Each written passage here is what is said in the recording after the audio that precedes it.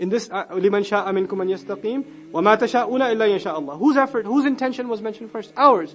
You do your part. You make the intention. You make it concrete. You start taking the first step. Allah will make the next 1,000 steps easy for you. You think you're going to do it on your own, you will fail. But you think Allah will do everything for you, you will fail. You have to take the first step and then put your trust in Allah subhanahu wa ta'ala. So there's this balance between what we owe to Allah and what Allah's help, when Allah's help will come. When you don't understand this balance, you get two imbalances. On the one hand, someone thinks they can do everything on their own. They're independent. Istighna. On the other hand, you have the person who doesn't do anything and says what? Allah will do it for me.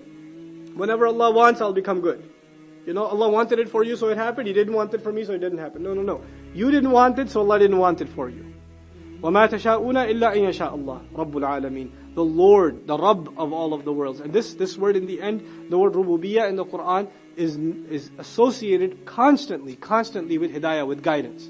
So what are you going to want that your Lord doesn't want for you? And this in the end is the guidance. After hearing all of this, what's your conclusion? Where are you headed? So Islam wants from a person, what it demands is that we don't just live in the world of abstract ideas, where we hear interesting philosophical concepts, but we never actually think about them, implementing them in our life. Islam is demanding action. If you find something, you find the truth in it, you don't just say, oh, that's interesting, and then just walk away. No. Where are you headed? Where are you going?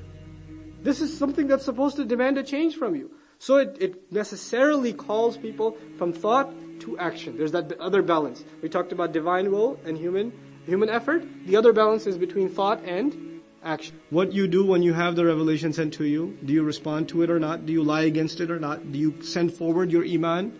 Or do you procrastinate and leave behind the opportunity to accept the truth? بِمَا قَدَّمَتْ وَأَخَّرَتْ. What is mentioned here in this surah previously. So they are now the ones recording your deeds. Hafidhin. They're archived. They're not letting any one of your deeds go to waste without it being put down. You know, anybody else, any guard over anything, is there a moment that they kind of get tired, get a little lazy, you know, fall asleep for a few seconds, turn away, get distracted, take a lunch break, right? These hafidhin, different level. And we'll see what makes them at a different level. The next ayah tells us, kiraman. They're noble. And their nobility is a part of the job, especially when you protect something, then corruption is a big issue. We talked about this in the delivery of the message too. And this is the same issue here. This is an important task too. The message is coming, and we have to make sure that it comes with an entourage that keeps it safe. But then on the other hand, the message is your deeds are being recorded. Then, what are they doing the whole time? Not even yaktubun. Katibin. Ism fa'il is used, which means that they're consistently writing. They don't stop. There's not a moment that they stop. Either they're writing bima qaddama, or they're writing bima akhara. Yunabba'ul insan yawma idhin bima qaddama wa akhara. There's never a moment. Either you're sending a deed forward, or you're leaving a deed behind.